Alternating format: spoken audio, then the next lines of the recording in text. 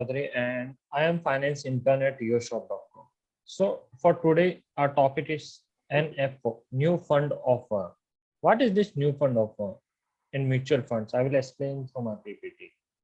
So things to discuss are what is NFO, what is the process of NFO, then what are the various steps like you will get from our side, like why and how to invest in NFO. I will give an example also. And with that example, we will conclude. सो सबसे पहले मैं आपको Shivam Hindi Hindi yes yes sir सबसे पहले मैं आपको बताऊंगा NFO होते हैं। NFO means new fund offer. जैसे आपने सुना होगा आईपीओ, मैंने मेरे पहले पीपीटी में कवर किया था आईपीओ, इनिशियल पब्लिक ऑफरिंग। उसी से कुछ मिलता जुलता है एनएफओ। जब एक नया म्यूचुअल फंड मार्केट में आता है तो उसे हम बोलते हैं एनएफओ। और एनएफओ क्यों होता है? इसमें जब कंपनी को फंड चाहिए होता है तो वो लॉन्च करते हैं ये, जिससे उनका क्या कैपिटल इंक्रीज होता है। सो ये सिक्योरिटी टाइप होता है। तो इसमें सब्सक्रिप्शन का क्या होता है? तो एनएफओ एक लिमिटेड टाइम के लिए ओपन होता है, जिसमें हमें एक लिमिटेड टाइम मिलता है खरीदने के लिए स्टार्टिंग में। तो इसमें पहली चीज होती है first come first serve basis होता है। आईपीओ में प्रो रेटा अलॉटमेंट होता है, अगर ओवर सब्सक्राइब हो जाते हैं there are different ways, but इसमें first come first serve basis होता है स्टार्टिंग में। और एक बार जब ये ओपन हो जाता है उसके बाद आप उसे परचेज कर सकते हैं। So there are different types of NFO. NFO दो प्रकार के होते हैं। पहला होता है ओपन एंडेड फंड, दूसरा होता है close ended fund.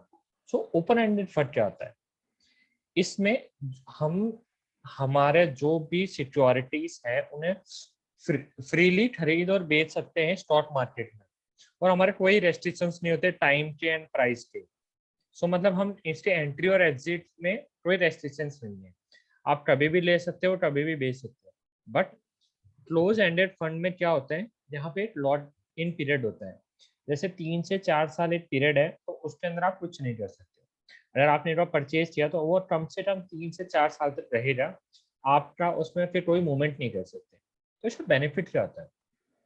Basically NFO होता है वो क्लोज एंडेड होता है, क्योंकि ऐसा होता है कि लोड मार्केट में सबसे बड़ी चीज होती है पेशेंस, लोगों में वही कमी होती है। लोग आज पैसा लगाते हैं, थोड़ा देते हैं, मार्केट बढ़ रहा है, पैसा डाला फिर निकाल लेते जट से, डर होता है। बट क्लोज एंडेड एनएफओ की वजह से क्या होता है कि वो आपका पैसा वो खुद रखे नहीं अपने पास। तो ठीक है 3 से 4 साल आपको टेंशन लेने की जरूरत नहीं है कि मार्केट में क्या चल रहा है, क्या होने वाला है। जो कंपनीज में हम इन्वेस्ट करते हैं वो हर एक छोटी से छोटी चीज मॉनिटर करते हैं।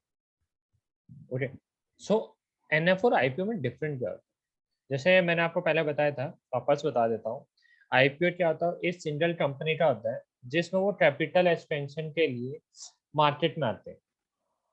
मार्केट में उन्हें कैपिटल रेज करना होता है तो वो अपना कंपनी का आईपीओ लेके आते हैं। तो उसमें फिर वो अलॉटमेंट करते हैं शेयर्स एट अ प्राइस। वो अगर ओवर सब्सक्राइब हो रहा है तो वो उस कंपनी क्या वैल्यू उस हिसाब से सब प्राइसिंग होता है। बट एनएफओ में ऐसा नहीं होता। एनएफओ में मतलब वो अलग अलग इन्वेस्टर से पैसा कलेक्ट करते हैं इन द स्टार्टिंग, देन वो उन्हें अलग अलग सिक्योरिटीज में लगाएंगे। जैसे स्टॉक हो गया, बॉन्ड हो गया, गवर्नमेंट सिक्योरिटीज होती है और बहुत सारी चीजें, और वो भी स्ट्रेटजी बेस्ड। तो जब कोई भी कंपनी अपना एनएफओ लाती है म्यूचुअल फंड में तो वो एक स्ट्रेटजी बताती है, राइट, कि ये स्ट्रेटजी है। तो अगर वो कोई नई स्ट्रेटजी है तो आपको पक्का उसमें इन्वेस्ट करना चाहिए।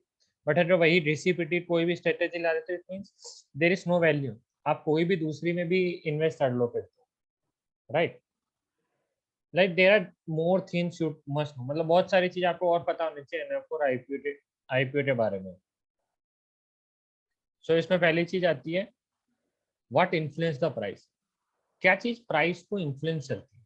सो आईपीओ में क्या होता है कि अगर हमें पहले ही पता चल जाता है कि हम देते हैं प्राइस टू अर्निंग रेशियोज, या जैसे डिफरेंट डिफरेंट रेशियोज हम चेक करते हैं कंपनी के, जिससे हमें कंपनी के परफॉर्मेंस के बारे में पता चलता है, आईपीओ के लिए सब्सक्राइब कर देते हैं, राइट। कि हाँ इस कंपनी की परफॉर्मेंस अच्छी है, इस कंपनी की वैल्यू अच्छी है। अगर आज स्टॉक मार्केट में 100 रुपए में आ रहा है तो ये ओवर वैल्यूड होगा ऑब्वियसली, और ये ओवर प्राइस में ही ओपन होने वाला। बट एनएफओ में ऐसा कुछ नहीं होता। इसमें जो एसोसिएशन ऑफ म्यूचुअल फंड जो हमारी कमेटी होती है वो एक availability of the asset target करती है। और एक पर्टिकुलर प्राइस पे ही ओपन होता है, तो इसमें इतना फ्लक्चुएशंस नहीं होते, तो आपको है ना ये रिस्क थोड़ा कम रहेगा। ऑब्वियसली हमें पता है कि जहाँ पे रिस्क कम है हम बेसिकली वहीं पे जाते हैं, क्योंकि ऐसा होता है कि अगर हम कोई आईपीओ में इन्वेस्ट कर रहे हो वहां पे वो बहुत नीचे खुल गया तो हम बहुत ज्यादा लॉस में आ जाते हैं, तो एनएफओ में वो दिक्कत नहीं आती। Then the second point is pricing influencers. क्या चीजें जो प्राइस को इन्फ्लुएंस करते हैं, तो जैसे बहुत सारे फैक्टर्स है। आईपीओ में क्या होता है, मार्केट में परसेप्शन होती है, मार्केट में सेंटीमेंट्स होते हैं, जिससे बेसिस पे हमें पता चलता है कि वो ओपन मार्केट कहाँ पे हो रहा है, क्या कैसे हो रहा है। बट एनएफओ में हम प्राइस, मतलब प्राइस डस्ट में मैटर, प्राइस तो नहीं मैटर करता, बिकॉज मोस्ट ऑफ आईपीओ जो होते हैं वो स्टार्टिंग में मतलब डेब्यूट करते हैं मार्केट में 10 रुपीज, और उनकी जो प्राइस जो परफॉर्मेंस होती है वो उनके लाइक जो उनकी प्राइस होती है वो परफॉर्मेंस के हिसाब से बढ़ती जाती है। सो बेसिकली दे आर, मतलब जो एनएफओस होते हैं वो एंटायरली डिपेंड ऑन मार्केट होते हैं, मार्केट जैसे कर रहा है वो उस हिसाब से उनकी बढ़ती जाएगी। Then the next point is buying process. So IPO में होता है कि आईपीओ और एनएफओ का पूरा प्रोसेस अलग होता है। सो इसमें क्या होता है कि लाइक पॉसिबिलिटीज होती है आईपीओ में ओवर सब्सक्रिप्शन की, और फिर हम उसे प्रो राटा अलॉटमेंट करते हैं। But purchasing unit of NPO is not different, like it is, इसमें ऐसा कुछ नहीं होता, इसमें हम रेगुलर परचेज करते हैं जैसे म्यूचुअल फंड करते हैं, और एक बार एनएफओ क्लोज हो जाता है तो वो जब मार्केट में आने के बाद होता है वो वापस ओपन होता है। तो इसमें होता है फर्स्ट टर्म फर्स्ट बेसिस पे होगा, देन वो ओपन होता है, देन उसके बाद आपको वापस से मिलता है कि आप इन्वेस्ट कर सकते हो। Then the next point is how is the raised fund use. ये काफी इंपॉर्टेंट पॉइंट है, इसमें मतलब कैसे वो फंड यूज होता है। सो इसमें पहली चीज होती है आईपीओ में कंपनी पहले फंड रेज किया कंपनी ने, अब उस कंपनी उस फंड को कैसे यूज कर रही है उसके बेसिस पे उसके शेयर की प्राइस बढ़ती है। अगर कंपनी ने हमसे 1,000 रुपए लिए, अब कंपनी उस 1,000 रुपए को कैसे अपनी कंपनी में यूज कर रही है उससे उसकी वैल्यूएशन बढ़ेगी। एंड ऑफर में क्या होता है, जो छोटे छोटे इन्वेस्टर्स से कंपनी पैसा कलेक्ट करती है वो उसे मार्केट में इन्वेस्ट करती है और फिर उससे उससे वैल्यू बढ़ती है, right. Then the next point is participants. इसमें पार्टिसिपेंट्स कौन होते हैं आईपीओ में, मैंने जैसे मेंशन किया था डिफरेंट रिटेल इन्वेस्टर्स होते हैं, इंस्टीट्यूशनल इन्वेस्टर्स होते हैं, या जो high net worth individual investors होते हैं, जो अलग अलग प्राइस अलग अलग कैटेगरी के हिसाब से होते हैं, राइट। बट एनएफओ में ऐसा कुछ नहीं होता, एनएफओ में ऐसा कोई क्लासिफिकेशन नहीं होता। Then why invest in a new fund of after to investment. The first point is Okay. New strategies. अगर एक कंपनी मार्केट में नई स्ट्रेटजी के साथ उतर रही है इट मीन्स वो वर्थ है। आपको सबसे पहले इंपॉर्टेंट चीज यही होती है, अगर आप कोई भी कंपनी का प्रोस्पेक्टस पढ़ रहे हो while they are introducing their NFO in market, तो आपको देखना है कि वो क्या नई स्ट्रेटेजी ला रही है। अगर वही कोई डिसिपिटी स्ट्रेटेजी कोई दूसरी कंपनी यूज करे वही वो ला रहे तो कोई वैल्यू नहीं है उसमें, कोई नई वैल्यू ऐड ही नहीं। देन फ्लेक्सिबिलिटी, जैसे मैं आपको बताया था कि इसमें ये क्लोज एंडेड होता है एनएफओ में, तो इसमें सबसे अच्छी फ्लेक्सिबिलिटी होती है, आपको 3 से 4 साल तक कोई भी टेंशन लेने की जरूरत नहीं है।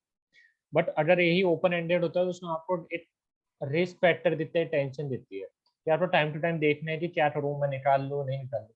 बट इसमें क्लोज एंडेड होने की वजह से आपको 3 से 4 साल कोई दिक्कत नहीं होती। Then freedom from large flows, तो इसमें क्या होता है कि आउटफ्लो ऑफ लार्ज फंड तो नेग्लिजिबल होता है। बेसिकली जो छोटे से अमाउंट कंपनी कलेक्ट करती है उसे ही वो मार्केट में लगाती है इक्विटी में, तो लार्ज फंड का फ्लो बिल्कुल भी नहीं।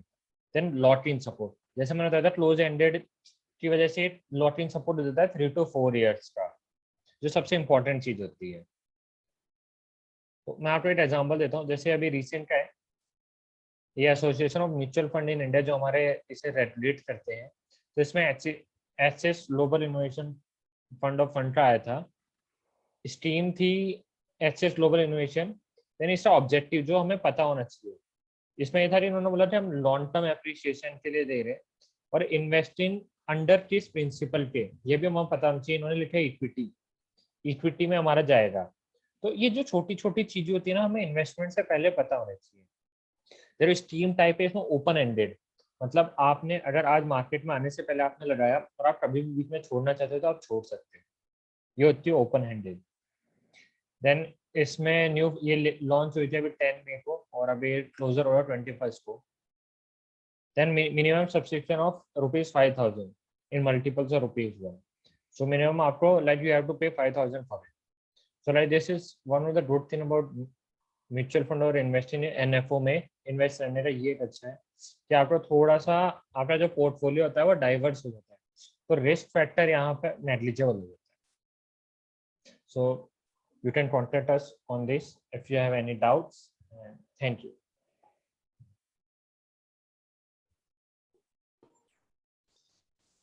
एनएफओ और एग्जिस्टेंस फंड में डिफरेंस क्या है? एक फंड ऑलरेडी है, मैं उसमें पैसा क्यों नहीं लगाऊंगा? एनएफओ में क्यों, न्यू फंड में मैं क्यों ट्राई करूंगा जबकि ऑलरेडी उसका कुछ उस कंपनी का कुछ फंड ऑलरेडी है शिवम? तो व्हाई मैं क्यों एनएफओ में पैसा लगाऊंगा? सो बेसिकली सर जैसे कि आपने डिफरेंट डिफरेंट कंपनी से स्कीम देखे, ठीक है, कि एक कंपनी है उसका ऑलरेडी फंड है, इसमें उसका ये रिटर्न है, बट एनएफओ में ये होता है बेसिकली कंपनी कुछ नई स्ट्रेटजी के साथ आती है मार्केट में, तो वो नई स्ट्रेटजी रैपिड ग्रोथ देती है उस टाइम पे, क्योंकि ये होता है कि अगर कोई नई स्ट्रेटजी आ रही है तो वहां पे लोग उस तरफ जाते हैं और जहाँ पे हाई डिमांड होती है सर वहाँ पे रिटर्न भी हाई होता है। सो इसीलिए सर, और सर रिस्क भी बहुत कम होता है, रिस्क मतलब नेग्लिजिबल होता है एनएफओ में, तो सबसे बड़ी चीज ये होती है सर। ठीक है, yes sir. Okay, okay, thank you sir.